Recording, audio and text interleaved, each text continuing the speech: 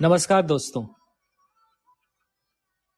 थिएटरवालास की आज की रंग चौपाल में आप सभी श्रोताओं का हार्दिक स्वागत है। थिएटरवालास दुबई में स्थित एक नाट्य कलाकारों की टोली है जो पिछले 15 वर्षों से दुबई, शारजा और अबू धाबी में सतत रंगकर्म कर रही है। थिएटरवालास का उद्देश्य भारतीय साहित्य की चुनिंदा रचनाओं को थिएटर और परफॉर्मिंग आर्ट के माध्यम से लोगों तक पहुंचाना है। हम लगातार हिंदी, मराठी, गुजराती और अंग्रेजी भाषाओं में नाटकों का सतत मंचन करते रहते हैं। आज की इस चौपाल में प्रस्तुत है अमृता प्रीतम की लिखी कहानी ये कहानी नहीं। अमृता प्रीतम पंजाबी के सबसे लोकप्रिय लेखकों में से एक थी।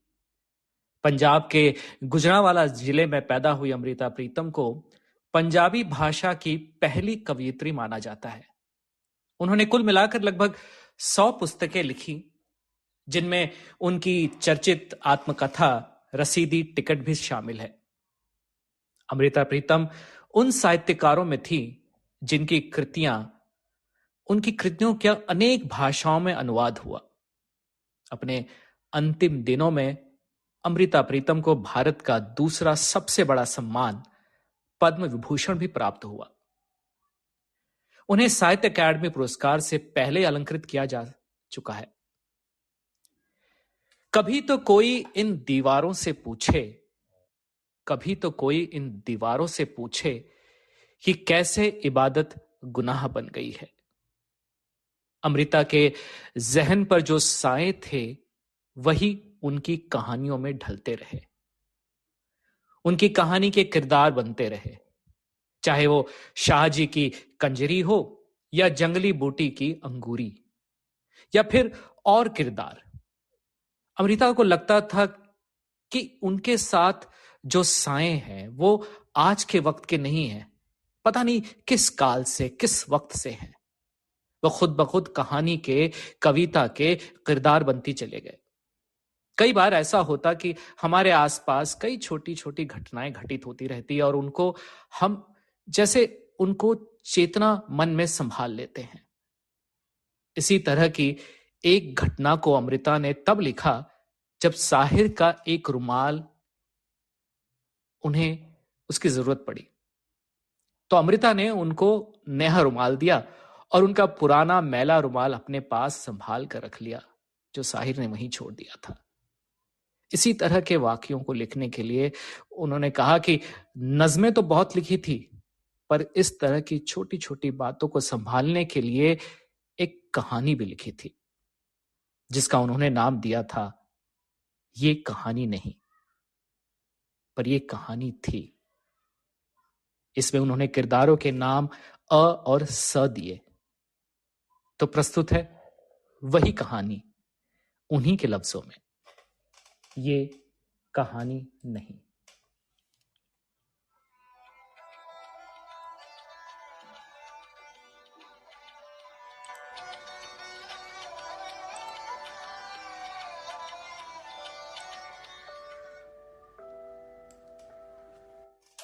पत्थर और चूना बहुत था,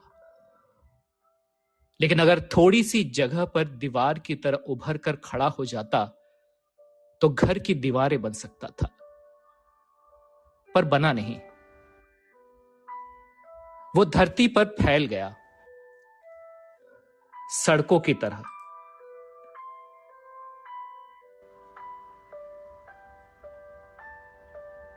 सड़कें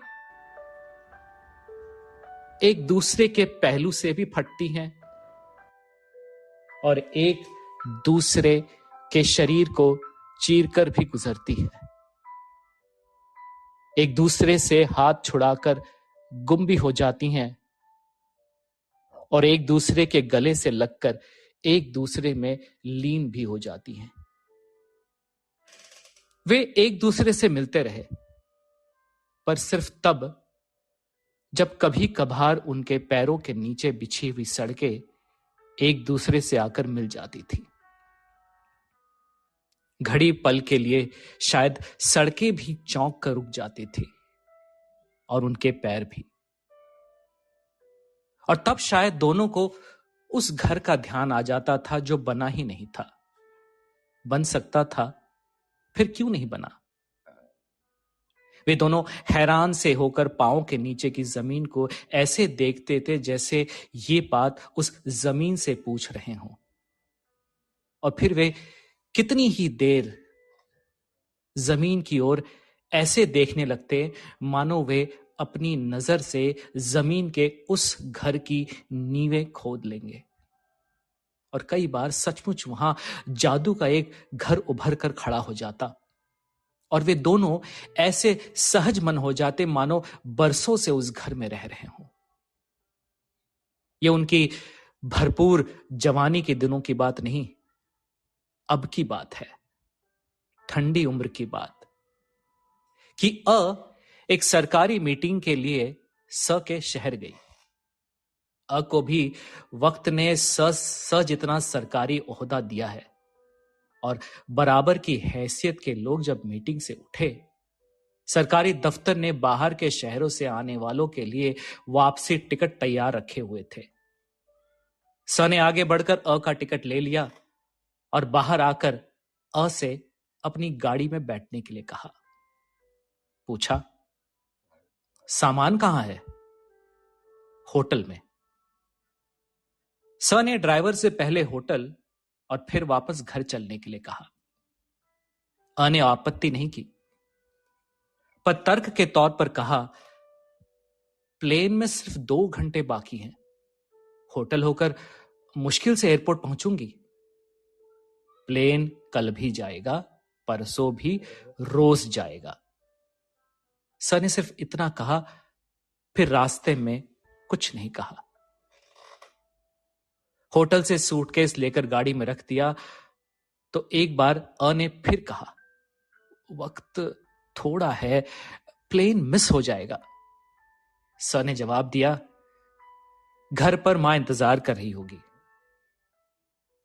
सोचती रही कि शायद स ने मां को इस मीटिंग का दिन बताया हुआ था, पर वो समझ नहीं सकी क्यों बताया था। कभी कभी मन से ये क्यों पूछ लेती थी, पर जवाब का इंतजार नहीं करती थी। वो जानती थी मन के पास कोई जवाब नहीं था। वो चुप बैठी शीशे में से बाहर शहर की इमारतों को देखती रही। कुछ देर बाद इमारतों का सिलसिला टूट गया। शहर से दूर बाहर आबादी आ गई और पाम के बड़े बड़े पेड़ों की कतारें शुरू हो गई। समुद्र शायद पास ही था। की सांस नमकीन सी हो गई। उसे लगा पाम के पत्तों की तरह उसके हाथों में कंपन आ गया था। शायद स का घर भी अब पास था। पेड़ों पत्तों में लिपटी हुई सी कॉटेज के पास पहुंचकर गाड़ी खड़ी हो गई। भी उतरी, पर कॉटेज के भीतर जाते हुए एक पल के लिए बाहर केले के पेड़ के पास खड़ी हो गई। जी किया अपने कांपते हुए हाथों को यहां बाहर केले के कांपते हुए पत्तों के बीच में रख दे। वो स के साथ भीतर कॉटेज में जा सकती थी, पर हाथों की वहां जरूरत नहीं थी। इन हाथों से न वो अब स को कुछ दे सकती थी, न स से कुछ ले सकती थी। मां ने शायद गाड़ी की आवाज सुन ली थी, बाहर आ गई। उन्होंने हमेशा की तरह माथा चूमा और कहा, आओ बेटी आओ। इस बार बहुत दिनों बाद मां से मिली थी, पर मां ने उसके सिर पर हाथ फेरते हुए जैसे सिर पर बरसों का बोझ उतार दिया हो और उसे भीतर ले जाकर बिठाते हुए उससे पूछा, क्या पियोगी बेटी? सब ही अब तक भीतर आ गया था। मां से कहने लगा, पहले चाय बनवाओ, फिर खाना। ने देखा ड्राइवर गाड़ी से सूटकेस अंदर ला रहा था। उसने की ओर देखा, कहा, बहुत थोड़ा वक्त है, मुश्किल से एयरपोर्ट पहुंचूंगी। ने उससे नहीं, ड्राइवर से कहा, कल जाकर सवेरे परसों का टिकट ले आना। और मां से कहा, तुम कहती थी ना कि मेरे कुछ दोस्तों को खाने पर बुलाना है, तो कल बुला लो। ने की जेब की ओर देखा जिसमें उनका वापसी का टिकट पड़ा हुआ था। कहा, पर यह टिकट बर्बाद हो जाएगा। मां रसोई की तरफ जाते हुए खड़ी हो गई और के कंधे पर अपना हाथ रखकर कहने लगी, टिकट का क्या है बेटी? इतना कह रहा है तो रुक जाओ ना। पर क्यों? के मन में आया, पर कहा कुछ नहीं। कुर्सी से उठकर कमरे के आगे बरामदे में जाकर खड़ी हो गई। सामने दूर तक पाम के ऊंचे ऊंचे पेड़ थे। समुद्र परे था। उनकी आवाज सुनाई दे रही थी। को लगा, सिर्फ आज का क्यों नहीं? उसकी जिंदगी के कितने ही क्यों उसके मन के समुद्र के तट पर इन पाम के पेड़ों की तरह उगे हुए हैं और उनके पत्ते अनेक वर्षों से हवा में कांप रहे हैं। ने घर के मेहमान की तरह चाय पी, रात को खाना खाया और घर का गुसलखाना पूछकर रात को सोने के समय पहनने वाले कपड़े बदले। घर में एक लंबी बैठक थी। ड्राइंग, डाइनिंग और 2 और कमरे थे, एक का और एक मां का। मां ने जिद करके अपना कमरा को दे दिया और स्वयं बैठक में सो गई। सोने वाले कमरे में चली गई, पर कितनी ही देर झिझकी हुई सी खड़ी रही। सोचती रही, मैं बैठक में 1-2 रातें मुसाफिरों की तरह ही रह लेती ठीक था। ये कमरा मां का है, मां को ही रहना चाहिए था। सोने वाले कमरे के पलंग में, पास में और अलमारी में एक घरेलू सी बूबास होती है। ने इसका एक घूंट सा भरा, पर फिर अपना सांस रोक लिया, मानो अपनी ही सांसों से डर रही हो। बराबर का कमरा का था। कोई आवाज नहीं थी। घड़ी पहले ने सिरदर्द की शिकायत की थी, नींद की गोली खाई थी, अब तक शायद सो गया था। पर बराबर वाले कमरों की भी अपनी बूबास होती है। ने एक बार उसका भी घूंट पीना चाहा, पर सांस रुकी रही। फिर का ध्यान अलमारी के पास नीचे फर्श पर रखे हुए अपने सूटकेस की ओर गया और उसे हंसी सी आ गई। ये देखो मेरा सूटकेस, मुझे सारी रात मेरी मुसाफिरी की याद दिलाता रहेगा। और वो सूटकेस की ओर देखती हुई थकी हुई सी तकिए पर सिर रखकर लेट गई। न जाने कब से नींद आ गई। सोकर जागी तो खासा दिन चढ़ा हुआ था। बैठक में रात को होने वाली दावत की हलचल थी। एक बार तो की आंखें झपक कर रह गई। बैठक के सामने खड़ा था, 4 खाने का नीले रंग का तहमद पहने हुए। ने उसे कभी रात के सोने के कपड़े में नहीं देखा था, हमेशा दिन में ही देखा था। किसी सड़क पर, सड़क के किनारे, किसी कैफे में, होटल में या किसी सरकारी मीटिंग में। उसकी यह पहचान नई सी लगी, आंखों में अटक सी गई। ने भी इस समय नाइट सूट पहना हुआ था, पर ने बैठक में आने से पहले उस पर ध्यान नहीं दिया था। अब ध्यान आया तो अपना अपना आप ही अजीब लगा। साधारण से असाधारण सा होता हुआ बैठक में खड़ा हुआ को आते हुए देखकर कहने लगा, ये 2 सोफे हैं, इन्हें लंबाई के रुख रख लेना, बीच में जगह खुली हो जाएगी। ने सोफे को पकड़वाया, छोटी मेजों को उठाकर कुर्सियों के बीच में रखा। फिर मां ने चौके से आवाज दी तो ने चाय लाकर मेज पर रख दी। चाय पीकर ने उसे कहा, चलो जिन लोगों को बुलाना है उनके घर जाकर कह आए और लौटते हुए कुछ फल लेते आए। दोनों ने पुराने परिचित दोस्तों के घर जाकर दस्तक दी, संदेशे दिए, रास्ते से चीजें खरीदी, फिर वापस आकर दोपहर का खाना खाया और फिर बैठक को फूलों से सजाने लगे। दोनों ने रास्ते में साधारण सी बातें की थी। फल कौन कौन से लेने हैं, पान लेने हैं या नहीं, ड्रिंक्स के साथ के लिए कबाब कितने ले लें, फला का घर रास्ते में पड़ता है उसे भी बुला लें। और ये बातें वे नहीं थी जो 7 बरस बाद मिलने वाले करते हैं। को सवेरे दोस्तों के घर पर पहली दूसरी दस्तक देते समय ही थोड़ी सी परेशानी महसूस हुई थी। वे भले ही के दोस्त थे, पर एक लंबे समय से को जानते थे। दरवाजा खोलने पर बाहर उसे के साथ देखते तो हैरान से कह उठते, आप? पर वे जब अकेले गाड़ी में बैठते तो हंस देती। देखा, कितना कितना हैरान हो गया, उससे बोला भी नहीं जा रहा था। और फिर 1-2 बार के बाद दोस्तों की हैरानी भी उनकी साधारण बातों में शामिल हो गई। की तरह भी सहज मन से हंसने लगी। शाम के समय ने छाती में दर्द की शिकायत की। मां ने कटोर में ब्रांडी डाल दी और से कहा, लो बेटी, ये ब्रांडी इनके छाती पर मल दो। इस समय तक शायद इतना कुछ सहज हो चुका था। ने की कमीज के ऊपर वाले बटन खोले और हाथ से उसकी छाती पर ब्रांडी मसलने लगी। बाहर पाम के पेड़ों के पत्ते और केलों के पत्ते शायद अभी भी कांप रहे थे, पर के हाथ में कंपन नहीं था। एक दोस्त समय से पहले आ गया था। ने ब्रांडी में भीगे हुए हाथों से उसका स्वागत करते हुए नमस्कार भी किया और फिर कटोरी में हाथ डुबोकर बाकी रहती ब्रांडी को उसकी गर्दन पर मल दिया, कंधों तक। धीरे धीरे कमरा मेहमानों से भर गया। फ्रिज से बर्फ निकालती रही और सादा पानी भर भर फ्रिज में रखती रही। बीच बीच में रसोई की तरफ जाती, ठंडे कबाब फिर से गर्म करके ले आती।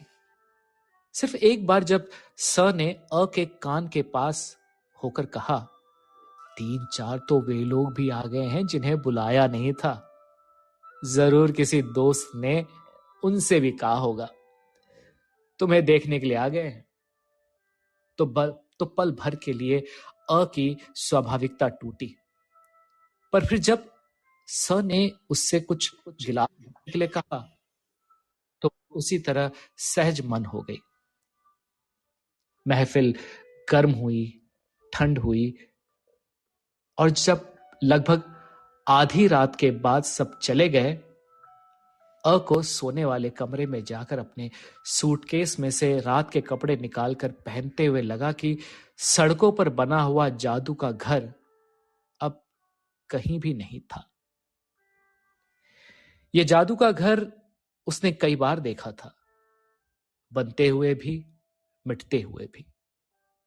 इसलिए वह हैरान नहीं थी, सिर्फ थकी थकी सी तकिए पर सिर रखकर सोचने लगी। कब की बात है? शायद 25 बरस हो गए, नहीं 30 बरस, जब पहली बार वे जिंदगी की सड़कों पर मिले थे। किस सड़क से आई थी, कौन सी सड़क से आया था, दोनों पूछना भी भूल गए थे और बताना भी। वे निगाह नीचे किए जमीन में नींवें खोदते रहे और फिर यहां जादू का एक घर बनकर खड़ा हो गया और वे सहज मन से सारे दिन उस घर में रहते रहे। फिर जब दोनों की सड़कों ने उन्हें आवाजें दी वे अपनी अपनी सड़क की ओर जाते हुए चौंक कर खड़े हो गए। देखा दोनों सड़कों के बीच एक गहरी खाई थी। स कितनी देर तक उस खाई की ओर देखता रहा, जैसे अ से पूछ रहा हो कि इस खाई को तुम किस तरह से पार करोगी। अ ने कहा कुछ नहीं था, पर स के हाथ की ओर देखा था, जैसे कह रही हो तुम हाथ पकड़कर पार करा लो। मैं मैं मैं, मैं मजहब की इस खाई को पार कर पाऊंगी। फिर स का ध्यान ऊपर की ओर गया था, अ के हाथ की ओर। अ की उंगली में हीरे की एक अंगूठी चमक रही थी। स कितनी देर तक देखता रहा, जैसे पूछ रहा हो तुम्हारी उंगली पर ये जो कानून का धागा लिपटा हुआ है, मैं इसका क्या करूंगा।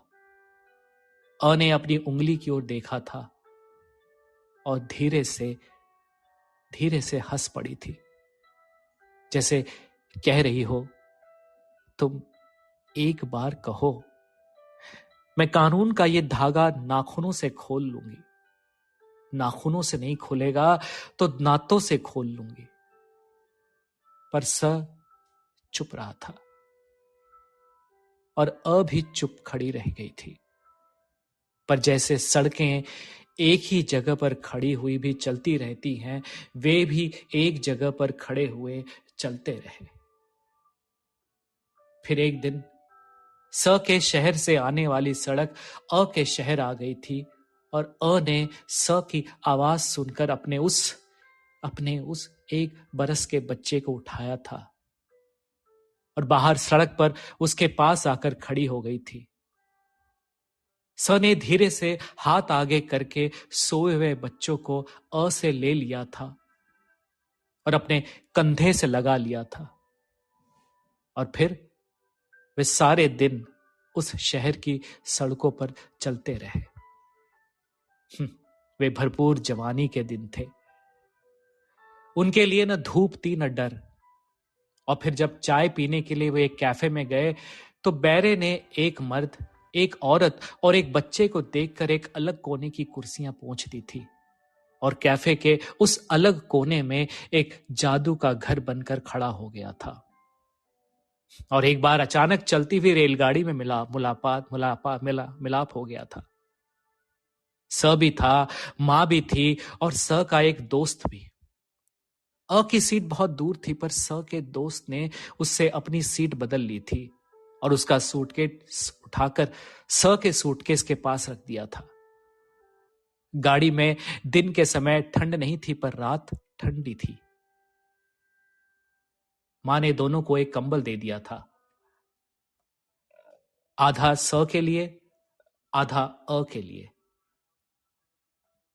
और चलती गाड़ी में उस सांझे के कंबल के किनारे जादू के घर की दीवारें बन गई थी। जादू की दीवारें बनती थी, मिटती थी और आखिर उनके बीच खंडहरों की सी खामोशी का एक ढेर लग जाता था। स को कोई बंधन नहीं था, अ को था, पर वो तोड़ सकती थी। फिर ये क्या था कि वे तमाम उम्र सड़कों पर चलते रहे। अब तो उम्र बीत गई। अ ने उम्र के तपते दिनों के बारे में भी सोचा और अब के ठंडे दिनों के बारे में भी। लगा सब दिन, सब बरस पाम के पत्तों की तरह हवा में खड़े कांप रहे थे। बहुत दिन हुए। एक बार अ ने बरसों की खामोशी को तोड़कर पूछा था, तुम बोलते क्यों नहीं? कुछ भी नहीं कहते? अरे कुछ तो कहो। पर स हंस दिया था, कहने लगा यहां रोशनी बहुत है, हर जगह रोशनी होती है, मुझसे मुझसे बोला नहीं जाता। और अ का जी किया कि वो एक बार सूरज को पकड़कर बुझा दे। सड़कों पर सिर्फ दिन चढ़ते हैं, रातें तो घर में होती है। पर घर कोई था नहीं, इसीलिए रात भी कहीं नहीं थी। उनके पास सिर्फ सड़कें थी और सूरज था, और सूरज की रोशनी में बोलता नहीं था। एक बार बोला था। वह चुप सा बैठा हुआ था जब अ ने पूछा था, क्या सोच रहे हो? तो वो बोला, सोच रहा हूं लड़कियों से फ्लर्ट करूं और तुम्हें दुखी करूं। पर इस तरह अ दुखी नहीं, सुखी हो जाती। इसलिए अ भी हंसते लगी थी और स भी। और फिर एक लंबी खामोशी। कई बार अ के जी में आता था हाथ आगे बढ़ाकर स को उसकी खामोशी में से बाहर ले आए, वहां तक जहां तक दिल का दर्द है। पर वो अपने हाथों को सिर्फ देखती रहती, उसके हाथों से कभी कुछ नहीं कहा था। एक बार स ने कहा था, चलो चीन चलें। चीन जाएंगे पर आएंगे नहीं। पर चीन क्यों?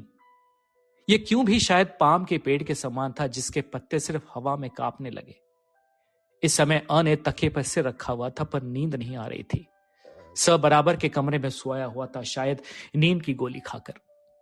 अ को न अपने जागने पर गुस्सा आया, न स की नींद पर। वो सिर्फ ये सोच रही थी कि वे सड़कों पर चलते हुए जब कभी मिल जाते हैं तो वहां घड़ी पहर के लिए एक जादू का घर क्यों बनकर खड़ा हो जाता है। अ को हंसी आ गई। तपती हुई जवानी के समय तो ऐसा होता था, ठीक है, लेकिन अब क्यों होता है? आज क्यों हुआ? ये न जाने क्या था जो उम्र की पकड़ में नहीं आ रहा था। बाकी रात न जाने कब बीत गई। अब दरवाजे पर धीरे से खटका करता हुआ ड्राइवर कह रहा था कि एयरपोर्ट जाने का समय हो गया है। अ ने साड़ी पहनी, सूटकेस उठाया, स भी जाकर अपने कमरे में आ गया और वे दोनों दरवाजे की ओर बढ़े जो बाहर सड़क की ओर खुलता था। ड्राइवर ने अ के हाथ से सूटकेस लिया। बैठक में सोई हुई मां को खाली हाथों से प्रणाम करके दोनों बाहर आ गए। फिर एयरपोर्ट वाली सड़क शुरू हो गई, खत्म होने को आ गई, पर स भी चुप था। अभी अचानक स ने कहा, तुम कुछ कहने जा रही थी? नहीं। और वो फिर चुप हो गया। फिर अ को लगा शायद स को भी कि बहुत कुछ कहने को था, बहुत कुछ सुनने को, पर बहुत देर हो गई थी और अब सब शब्द जमीन में गड़ गए थे, पाम के पेड़ बन गए थे और मन के समंदर के पास लगे हुए इन पेड़ों के पत्ते शायद तब तक कांपते रहेंगे जब तक हवा चलती रहेगी। एयरपोर्ट आ गया और पांवों के नीचे स के शहर की सड़क टूट गई थी।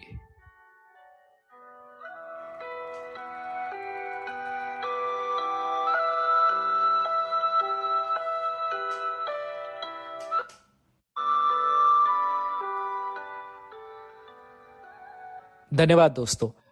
आशा करता हूं कि आपको आज की हमारी चौपाल पसंद आई होगी।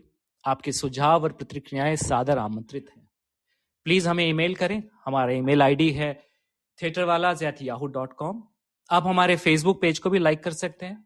अगर आप हमारे आने वाली प्रस्तुति का हिस्सा बनना चाहते हैं तो हमें जरूर लिखें। 8 मार्च को हम फिर प्रस्तुत होंगे हमारी अगली प्रस्तुति के साथ।